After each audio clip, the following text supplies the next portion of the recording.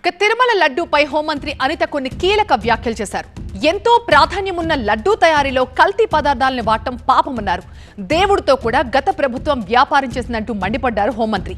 వెంకన్న స్వామి విషయంలో ఎవరు తప్పుగా వ్యవహరించినా కూడా పుట్టగతులు ఉండవు అన్నారు హోంమంత్రి. తిరుపతి వెంకన్న స్వామి అంటే అందరికీ కూడా సెంటిమెంటే. అటువంటి సెంటిమెంట్ కలిగిన వ్యక్తి గురించి ఎవరు కూడా తప్పుడుగా మాట్లాడాలని అనుకోరు. తప్పుడుగా మాట్లాడితే పుట్టగతులు ఉండవన్న సంగతి కూడా అందరికీ కూడా తెలుసు.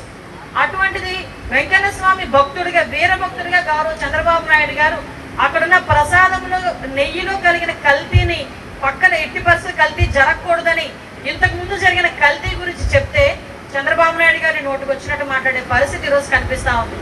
మళ్ళా ఈ రోజు మీరందరూ కూడా తిరుపతి ఒక్కసారి వెళ్ళి రండి.